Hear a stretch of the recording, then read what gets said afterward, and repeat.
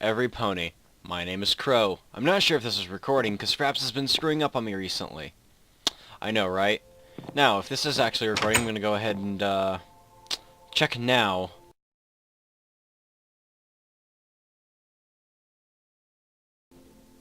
It actually is recording. Huzzah! Oh, okay. The reason why I'm getting rid of Fraps, okay? That's just it. I'm getting rid of Fraps. Fraps is just completely screwing up on me way too much. My mic is off a little bit. It's starting to bug me. So yeah, me and Fraps, we're having a little, bit of a bump in our relationship, you could say. Where it doesn't want to record, and I kind of need to. Because, you know, I get money from this. And this is how I afford new things. So yeah, I do get paid.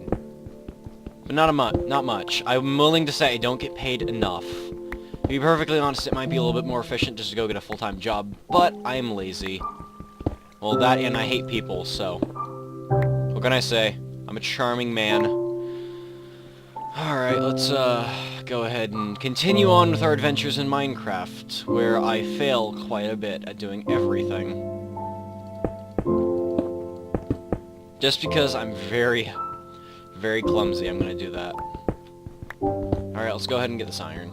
I'm gonna try to get all the iron. As much iron as I can. Alright. Yes, I know I just used a pickaxe on gravel. Who fracking cares? Hey! Cobblestone!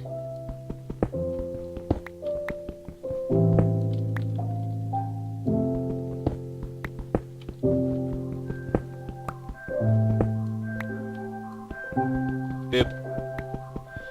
Oh man, this is old music. Oh, I love the old music. I'm about to burp myself to death. Someone's knocking at my door. It is my mother.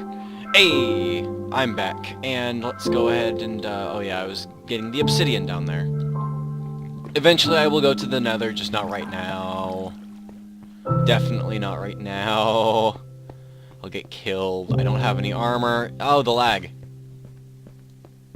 Yeah, I don't have any armor. I am lightly I don't even have a really good weapons either. I don't have good weapons. You know, I just get completely gang raped in the nether, so we're not going to the nether anytime soon. When I have a chest full of iron, I will go. Because then I could just spam iron armor. And probably get killed in the process. But oh well. For science and glory and all that stuff people promise you but you never get. I do want to get a mod in here. I do want to get the, there's a mod that, like, allows you to build tools more efficiently and stuff like that, so I might get that mod in here. Not sure. Let's go ahead and, just mine. Let's just mine for now. So, I actually had something interesting to talk about today, but yeah, I just kind of blanked completely on what it was, so let's make something up. I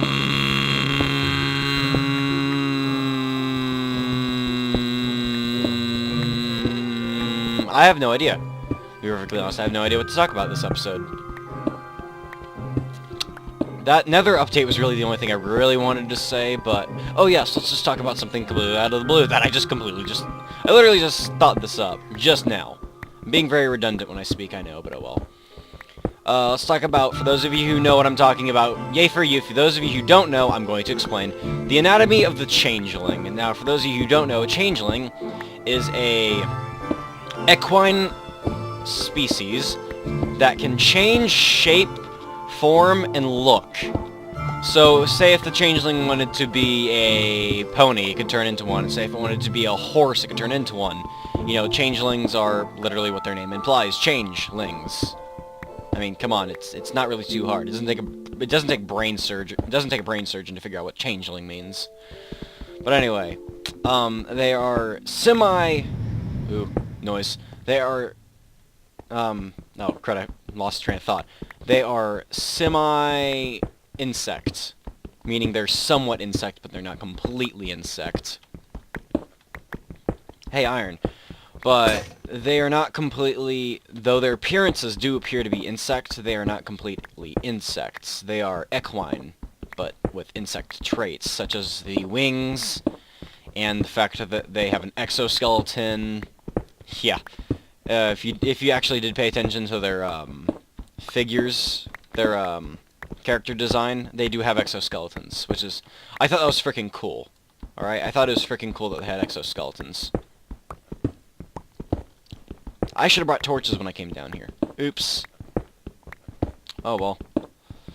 Let's go ahead and run up and get some torches. Sprint. There we go.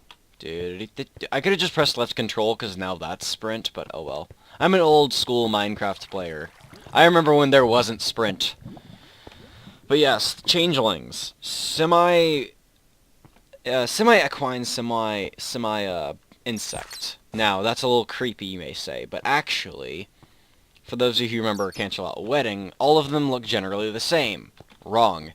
They are all cloaked. That is my theory. They don't all look the same, they're just all cloaked to look similar, so that they don't get confused. Either that, or it's there for their protection. I mean, you know, if someone's trying to kill you, you'll remember their face if they don't kill you and they run away and they're not dead. So you'll remember their face and you'll try to kill them, because they try to kill you. So that's generally my theory about the changelings, that they are cloaked. They just cloak as the same changeling, so that no one really knows who exactly they are, so that when they run away, they don't get hunted down, like animals. Which, changelings aren't animals. They're not creatures of pure evil or anything like that. They're nice. I don't think changelings are evil. For those of you out there, I don't think they are evil. I think they have some good in them. That's what I think. Although that's only my opinion.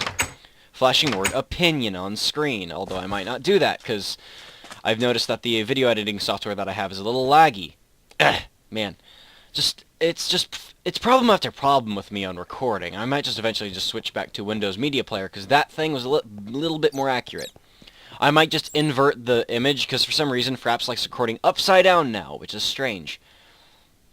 I might just invert the image and then switch it over to Windows Media Player to add all the stuff and things like that. So I might just use a coalition of Windows Media Player and the software I'm using right now.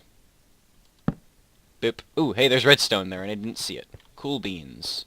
Cool beans, cool bean. Yeah, I watched freaking Hot Rod. Deal with it. It was a great movie. Very funny. 1 star. 1 out of 10 stars. It was freaking hilarious. And for those of you who are wondering, hey, well, you said it was freaking hilarious, why are you giving it 1 star? That's my code. You never give anything more than 1 star. Oh, the lag. Mainly because when people see it, they go, huh, wonder why. Literally, because everyone else is giving him 5 stars, and then he's just giving him 1. Why is he giving him 1? Now, because it forces you to read. That's just it. It forces you to read something. I hate people who just want numbers. Those of you out there who look at a Game Informer and just look for the numbers underneath a game to judge how good it is, you are Satan, because that is not what you should do. You should read reviews, watch maybe little bits and pieces of people playing it, and then decide if you want to play it. Not just, oh, this game got a 6 out of 10, it's complete rubbish. No, it's not. I mean, sure, most games that actually do have a 6 out of 10 are rubbish somewhat, but they at least are entertaining. They at least entertain. You know, they're worth it, it's just, the numbers are just lying. Numbers are evil, that's what I'm trying to say here. For those of you who hate math, you understand me, numbers are evil. They're a very, very evil thing. Scores are an extremely evil thing that I really do not like. For that exact reason. If you don't get a high enough number score, your game sucks instantly for some reason, you know? I mean, heck, I've seen indie games get like 10s on their websites, and then as soon as they're released for like Xbox or something, the magazines completely bag on it, and no one ever plays it again, even though I still play it. I'm not going to talk about a specific game, and no, this time I'm actually not going to hit for it, because really, there are too many. But yeah, people who look at numbers for video game scores, you suck. You suck. You have no idea what a good video game is if you just look at the score. You have no idea what a good video game is. Like, okay, let's just say, theoretically, I did not score them like that. I always gave them 1s. if I did score them on my own personal level, there are only two games that would get a perfect 10. Alright? 2 games. Out of every single game in the world, only 2 games, and this is including all eras. Alright? Every gaming era from, like, beginning of the first video game to, you know, GTA 5, whatever the heck just came out just yesterday. I don't know. But, including all those games, only 2 games get a 10. And those games are the original Portal, Portal 1, for those of you who are very numeric, and Shadow of the Colossus. Now, if you want to know why, 1. Portal. A lot of people argued that the game was really short. I think it was perfect. It left you with the question. The beginning left you after the question, and as you got on, you started to unveil little dirty little secrets about aperture science. You know, you got interested in the world. Then, all of a sudden, by the end of the game, you got a boss fight. And the game ends. Basic? Yes. Executed extremely well? Yes. They did it so well that I would give it a 10.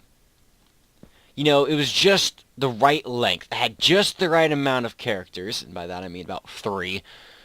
It had just the right amount of action, just the right amount of puzzles. The puzzles were brilliant. I will use elaborate words, yes. Brilliant is one of them. The puzzles were brilliant.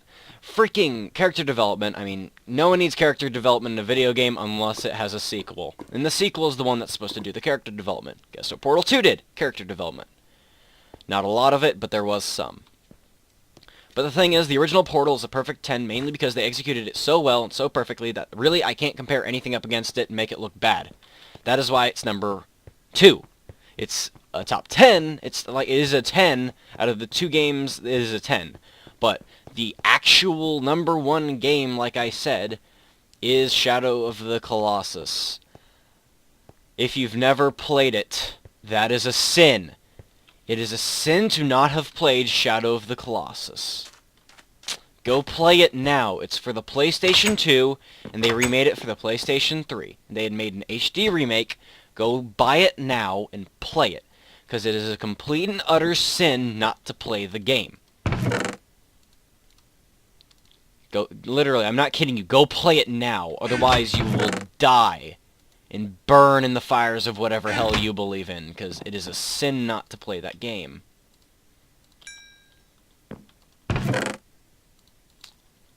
So yeah, that's just it. 8, 16, 24, 32. There we go. So yeah, that is my top 10 games of all time. So yeah, if you disagree with me, they're just my opinions. Capital opinions. For the love of Christ. I mean, seriously, some people can't get past the fact that I'm speaking my opinions. I really should have a giant lettering that says opinions somewhere, because people have a tendency to take your opinions a little too far. I put emphasis on opinions because you need to. In this world we live in now, you need to put emphasis on opinions, because people don't know when you're speaking your opinions. Sorry, I'll stop. Just, some people are complete idiots. Just some people are real complete blunderberries. Never heard me say the word I bet none of you have ever heard the word blunderberries used in a sentence. I bet you haven't. So yeah, I'm gonna leave it off there.